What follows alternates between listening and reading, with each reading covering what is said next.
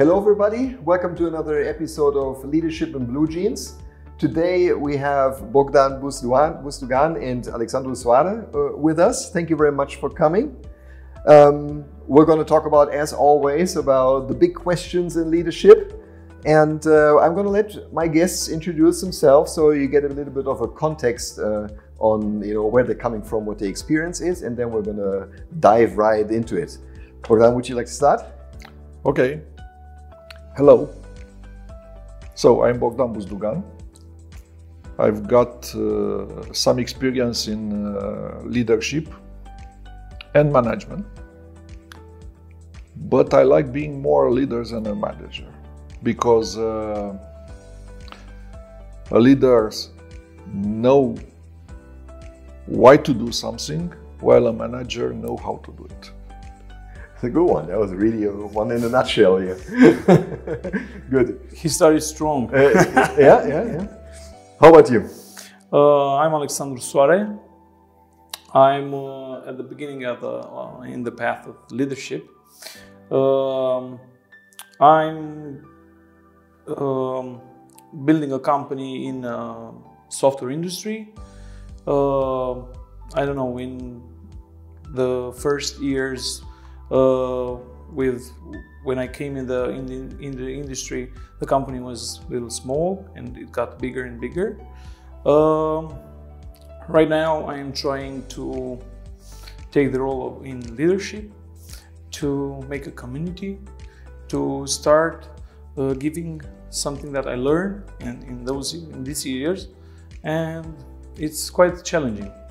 Thank you for the opportunity to be here. Hi, you're welcome. I want to know more about that. One thing though that Bogdan humbly omitted is that he's a leader that has had lots of opportunity in his life to come into as a temporary transformational CEO into companies that are in trouble in order to somehow turn them around from that trouble. So I was wondering, Bogdan, so you get a call one day, somebody says, we're in trouble, we need you to turn around the company. And you go in there on your first day, what do? Well, the beginning you must talk to people and know them. And not really the top management, but the basis of the pyramid. And everyone is afraid of change. Because change, even if now is the only constant of our life, is not something natural. And everybody is afraid of change. And when you start doing, you start learning, the knowledge is with them. What you must do to turn around the company. You cannot come from exterior and teach them what to do. They know, but they probably are afraid to do it. And so you must unleash their will to do it. And even if you have ideas about what to do, you must induce them to believe the idea came from them. I love that. So you actually, so when you say you get to know the people, not necessarily their executive leadership team, but the people, what you're trying to do is to establish trust, don't you? Exactly. So that, okay. Trust is the basis of leadership. Mm-hmm. Well, I recently wrote an article about the 3 most important qualities of a leader: authenticity, integrity, and congruence. Well, these are big terms to live by. Exactly. Yeah. If you succeed to be in most of the time on these 3 axes, it's okay. Yeah. So Alex, what do you think about what you just heard? So it's absolutely correct. It's I know the article because I've seen it on LinkedIn. I've been there in that state. You know, our company evolved from 30 people to 100 people in 2 years, and that's a huge leap. That is a lot. Yeah, that's quite a lot, and it came from our CEO, from our founder, our company founder, who brought a lot of trust. Because, you know, we had a lot of departments. We're a software company. We have the lab development and so on and so on, and we didn't communicate with us to each other. Every leader in their team was doing what he thought it was good, but the part with trust and communicate with each other, it wasn't there. So the company and I know an organization cannot be built on leaps. You have to do it slowly and solid to make it work as a team. And thank you, Bogdan. That is how you have to learn and then to teach, to empower people as a leader with trust. Yeah. Yeah. The moment when I came here, I saw an article from Gary Vaynerchuk. I don't know if you've heard of him. Gary V. Yeah, Gary V. And he's saying that, you know, I put a lot of trust from the beginning, because if I wait, the people are doing the same. So I don't want to wait, because he's gonna react the same on my trust. Yeah. So I'm gonna put the trust right now from the first moments when I work with you, because you might gonna take the leap sooner. Exactly. I mean, there's this concept of, you know, leading with granted trust, so that somebody else doesn't have to earn it first. You give it. To get this kind of effect, right? Yeah. I mean, the person might still disappoint you in some way down the line, but most of the time we get the opposite effect, don't we? Yeah. Yeah, Of course. So, you know, having done this then often enough, you just have to conclude it's the right approach. Yeah. Yes. Now about 15 years ago, I crossed that line also. I was employed as a deputy CEO in a company that opening his plant in Romania. They had a small operation with 10-15 people before, and within 6 months we opened a big plant with 3 production lines, and we arrived at 175 people. Wow. It was incredible. It was incredible, and at the time I was the first coming to the plant and the last leaving. The managing CEO was Dutch, and he came 2 or 3 days per month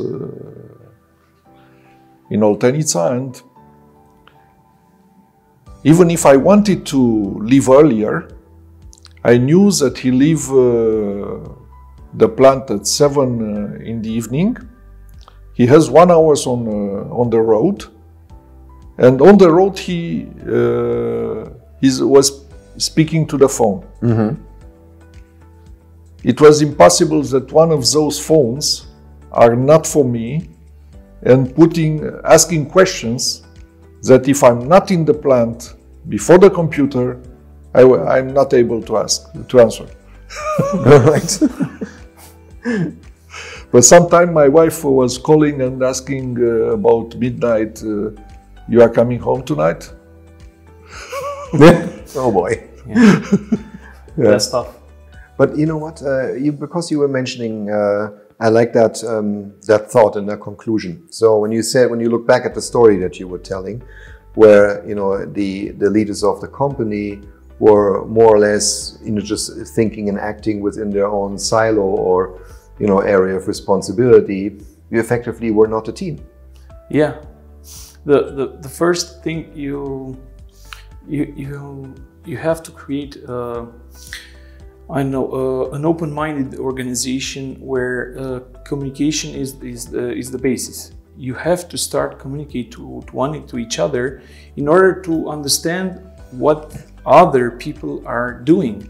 You know, you cannot be a leader if you cannot talk to people and to hear what they're doing, what they are seeing, what are their stories, what do they want to do in life, what their things that they enjoy, what their fears, because everybody has fears.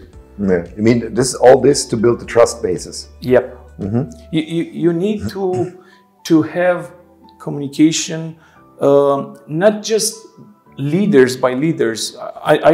I'm speaking from a medium company. I do not have the experience in large companies, but I saw things wonderful happen in a company, in medium companies, when you put teams in talking to each other. Right. So we are doing right now this experiment, as you say, really building team buildings where departments start talking to each other and building trust one to each other, and also team buildings where people who are from all the departments taking 3 days off paid by the company when they start to communicate to each other. Mm-hmm. It's something very, very important, and I think it's a little bit of empathy. You have to know if somebody who made a mistake, he made a mistake because he had 40 hours of working, which was our case in December. Yeah. Or, I don't know, he had a bad day or something happened there. If you do not have that empathy, if you don't communicate with people, you're gonna struggle. You're gonna want the result, endless your relationship with people. Yes, okay. And this is the Darwinian way of building success in life. I would say also that's, I guess, no, actually I'm sure, this trust basis is a fundament for allowing a leadership team to have conflict with each other. Instead of, just everybody thinks, keeps their thoughts for themselves because they do not feel safe to, challenge the other person's perspective for what they say or what they do. Exactly. Because it would be seen as, I don't know, so like a declaration of war. And all of that comes from the fact that they don't, the team doesn't see themselves as a team, but as a group of individual warriors. And I wanted to ask you just quickly, Bogdan, if you come into such a situation that you were just describing, and you come into a company that needs to turn around, do you think it would be fair to say that in probably all of those cases, it's the executive leadership team that's broken in this regard? Can be executives, can be communication, can be bad adaptability to the market, can be a lot of things. But what is important is, exactly as you said, you must allow people to have opinions. From different opinions is coming the progress. Then you must have a culture of failures. Failure can't happen. Okay, but you must not demonize it. It's better a mistake is put in the middle in order others not to repeat it. No. Of course, I'm not making the apology of bankruptcy. Right. Okay, a normal failure must not put the company in bankruptcy. Because, there are for example, disastrous failures, and there are the ones that you just happen along the road, right? Exactly. As you, at one point, just take a bet on the decision that you need to make, and hope it was the right one. Exactly, and also, the best thing is if you want to put a person to do something, you let him choose the way. And you'll be amazed. Most of the time, he'll do it better than you yourself. Yeah, you would hope so, right? Because, I mean, even if you come in as a person who needs to turn it around, as you said in the beginning, you are the person in the entire company who knows the least about the business itself. Of course. Right? But not even, you are the team leader, and you have a very good team of individuals. And you start delegating to them. If you are telling them, okay, I'm giving this job and you must do it like this and this and this, you won't develop him. Yes, I agree. What do you think? He was great. I can say that the perspective, it's something you have. My experience is you have to let people to mistake. It's better and safer for people to have mistakes and to learn from them, and the company knows that the environment it's open. I would like to say that you have also to have a little patience. If if you want the results now and short-term results, then maybe your action is gonna be like that. You're gonna say people what they should do. If you want long and medium, long-term results, you have to empower people where they should learn the path. You cannot learn how to do a job for 100 people in your company. What do you say about a company with 10,000 people? Can you learn how they do? No, but you have to let them to have mistakes, to have the patience for them to learn from those mistakes. And I think it's a mix with responsibility. If I empower you with the responsibility, then you're gonna say, what should I do, Alex? Can I make a consultant with you? Can you talk to me? What should I do? So this is very important. I will not gonna say do that.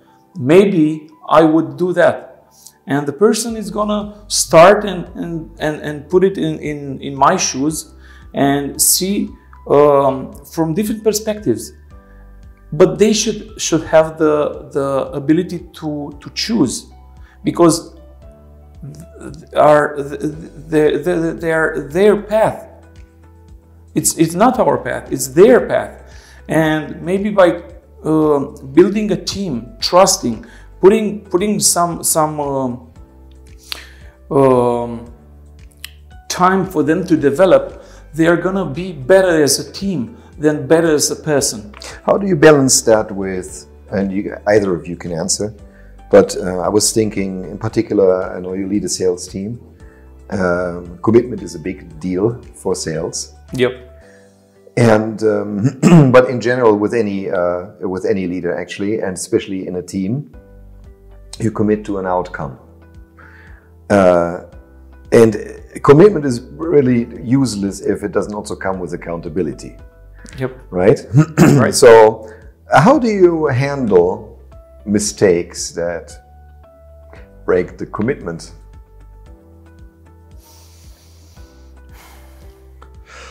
Well, depends. Maybe a mistake is breaking a commitment on a short term, but on the medium term can improve the commitment. First of all, in every moment, every one of us can make mistakes. The problem is how we learn, how the others learn, and also I don't like people who want to be the smartest in the room. You know, if you are the smartest in the room, you are in the wrong room. Yep. Yeah. You must always be surrounded by people as at least as smart as you, because you'll have something to learn from them. Right, and ideally you also hire this way. Yeah. And you develop together. For example, in a past job, we were a team of 3, and we were managing some 20 projects in wind energy in the same time. And we tried to meet in the office in Bucharest on Monday and on Friday. And Monday morning usually, or Friday for the next week, we were talking about what do we have to do next week. And okay, everybody said what we have to do, and I said, okay, what do you like to do out of this series of tasks? I would do this, this, and this, and you? This is and this and this. Okay, then I must do this, this, and this. Right. Never delegate what you don't like to do. Yeah, because because people, you don't people like to smell do that, don't they? You know, after a while, and it doesn't feel like a team very much anymore. Exactly. Yeah. If you must, then take what nobody wants to do and do it. Would you agree with me that a failure to hold a commitment because it was a lack of accountability, that's the biggest problem? I don't know if that's the biggest, but it is. You know, maybe one of the failures that it's poor leadership. Maybe you have to explain the bigger picture, to go to the people and to start trust to you, and start I don't know, develop themselves. Because many times when you, I don't know, get new people, or you hire people, or you promote people, maybe they are not at their best at that moment, but you have to have patience, you have to explain, you have to communicate, you have to, I don't know, this is what I would do. Maybe we would have to say the short-term conditions, rules, but also the medium and the long-term conditions. No, I understand that. Maybe I broke I do some mistakes, but am I on the right path? Am I going there? Am I having the right mindset? From my experience right now, I think I have a person on the right mindset after 3 years with very, very poor results. So in accountability, he was the weakest link. And someone smarter and wiser than me said that, you know, the power of your team is where the weaker link. So I try all the time to listen to people. I try to explain to them where should we go, where's the direction, because I think people, if you stay with them and communicate and tell them where should they do, maybe they're gonna make a mistake, but they are gonna be there with their mindset. Yeah, so you give them time to you know, develop in principle. Yeah, can I say that you told me that I'm in sales? I'm actually in a sales market, in a niche market, where I do not bring them very short-term result, I don't know, expectations or bonuses or something like that, because in our niche market that doesn't work. We are not selling stuff that, you know, on the shelf and I can put something and you can take it. It's software. And that means I need to go on the long shot. People in our company has to know what they are selling. It's a consultative sales process. It's not something that I bring you the iPhone and you can look at it and you're gonna start saying, does it have that? Okay, no problem. Or okay, I'm gonna buy it or not. That's something that needs a process. So I want them to have result, but if I put all my expectations on the short term, then I'm gonna. It's not gonna work. It's not gonna work. Okay, I understand. Of course, you need to have both. But let me ask the same question to you, but now from the perspective of an actual executive leadership team. Is a lack of accountability an option for anybody on the team? No, right? I would say there's not going to be an extended period of time for somebody to gain the accountability. No, everybody must be responsible and accountability. Responsibility and accountability, they are going hand in hand. And as a leader, most of the time, you must inspire people and give them the impression that they done the job alone. That's what I learned from Lao Tse. He said, when a great leader job is done, people say they proud of it. They did it alone. Which needs to be true also in a way, right? Of course. Of course, it's not about just telling them it's all been you. It needed to have been them, right? Exactly.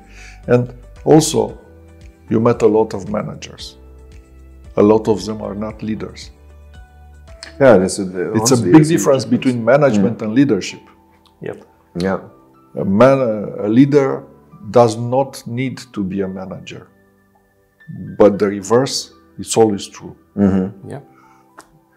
I find it quite sad that you both agree, because it would have been a nice discussion. But because I agree with this statement too, let's move on to the next. Yeah, I have a leader in my team, which is not a manager, but she's a leader. Yeah. She brought our team together. She connected them. She empowered them. It's wonderful. That's something exactly. How do you? You know? Excuse me. Yeah. You know.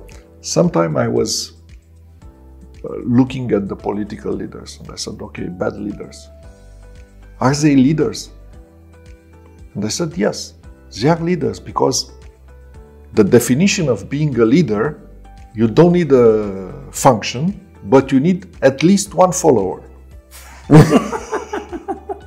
If something is stupid enough to follow a bad leader, he'll make that man or woman a leader. De facto, yes, okay, yeah. De facto, it's a leader. Yeah. But and unfortunately, if it's a bad one, it's a bad leader. Yeah. Yeah. You know, we started to talk about this a little bit, but you know, in the recent years, there's been, of course, a lot of the recent decades actually, but there's been a lot of discussion about, you know, what are actually the core essential leadership skills.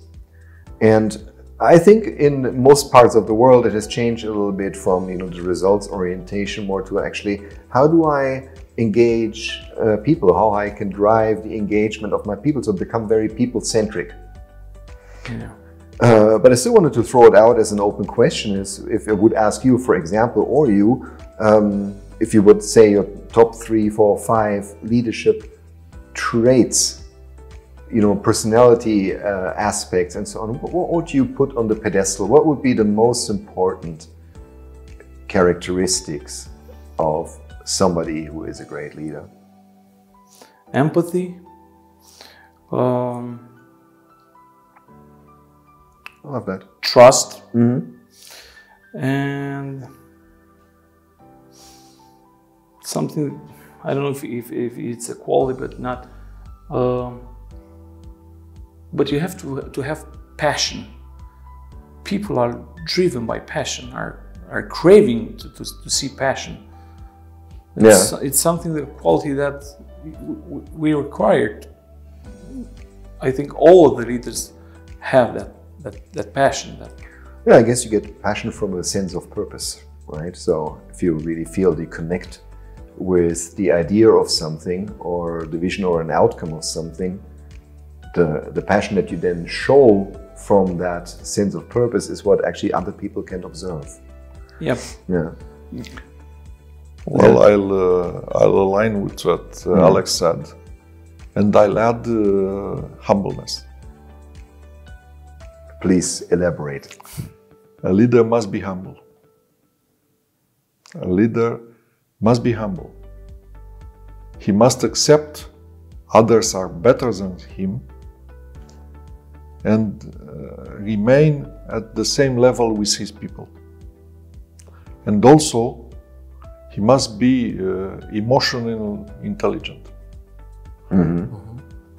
When you say humble, I think the going term for this at the moment in literature is servant leadership. Exactly. Is that what you mean, right? Yeah. Exactly. How's that, in your opinion, superior to leading with positional authority?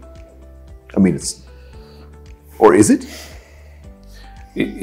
Positional, it's not going to work on the long term. People won't develop themselves, won't be challenged, because you have to put them in the challenge. You have to put them you have to put the pressure in order for them to crack, to develop, to learn, to get the chance to have a mistake and then to learn from them. Okay, I would say you're right. How about you? No, in military, where there is a very strict hierarchy, and you are on a ladder of the hierarchy, and you are the boss of a people. But in a combat situation, when everybody can be killed, then if you are not a leader and you are only a boss, then the people won't support you. They won't have trust. You are leading them to victory. And at the same time, probably with that example, I would say, I think positional authority leadership has a place in the moment where it's, something is too critical, and maybe even in the military situation, a life or death situation, where momentary decision is more beneficial than a discussion. But the trap, isn't it, is to tell one situation from the other. Exactly. Because I think we're easily led to believe, if I don't take the decision and tell you know right away what you got to do, we're going to lose. But I think a lot of situations in our day-to-day life, at least in the business, they are not like that. Yep. Right? You have these the other way at your disposal. No, there are a lot of systems. There are companies that are trying the holacracy. An organization without hierarchy. Right.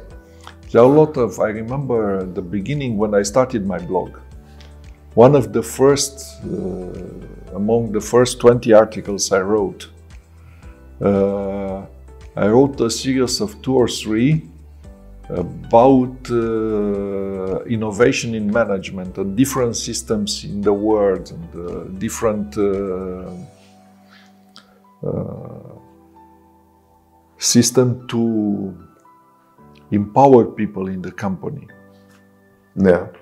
It's very interesting. I documented a lot, and I picked some systems. Yeah. So we're nearing the end of our time. So I wanted to close with a question to both of you. I wanted to ask you, what would you tell your younger self as you became first time in the responsibility to leading people, the one thing you should do differently? What would be the mistake that you would tell your younger self not to make?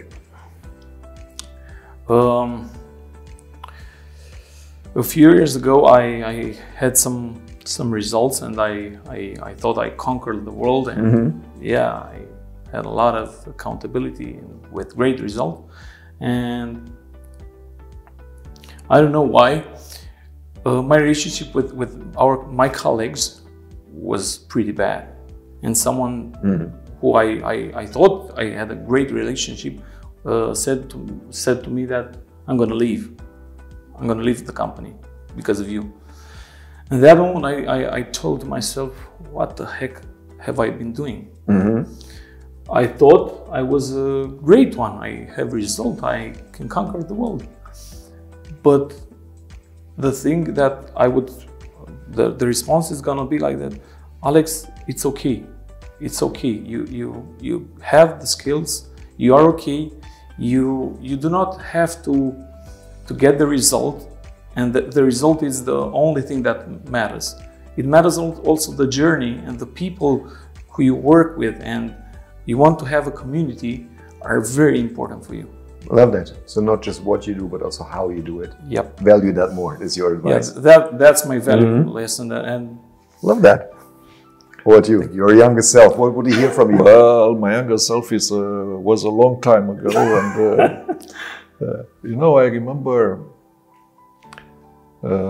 coming into this design institute as a specialist in a niche technology. And because my predecessor, who was retired already, was also a project manager, they put me as a project manager. And I was not even, I was still learning, at the beginning of learning how to design a project, an installation. I was 3 years after graduation of the Polytechnical University. And now I had to make complex projects that involved architects, civil engineers, electrician. And, okay, I knew my part of technology. I worked in the plant. I was coming from the plant. And you know, I went to the architect and the civil engineers and said, you know, we have to finish this project. I know my part of technology. I know nothing about architecture. I know nothing about civil engineering. You have a big experience in your field.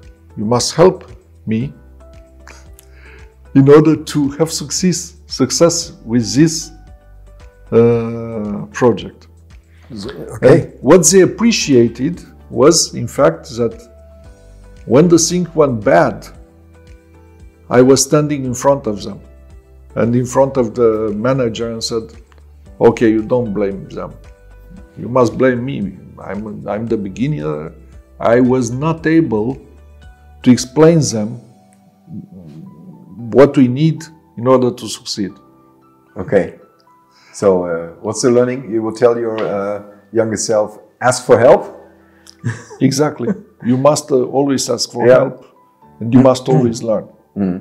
I think it's the moment you stop learning, the life will you'll remain behind. Yeah, for sure. Well, good closing word, I would say. Thank you very much, Alex, Bogdan, for coming over and sharing your insights. I enjoyed it very much. We also say a big thank you to everybody who was watching. We'd love to hear your thoughts, and also a huge thanks to Mindspace for giving us this studio and the opportunity to record this here. It's amazing of you. Thank you very much, and goodbye. Thank you. Goodbye. Bye. Thank you. Bye.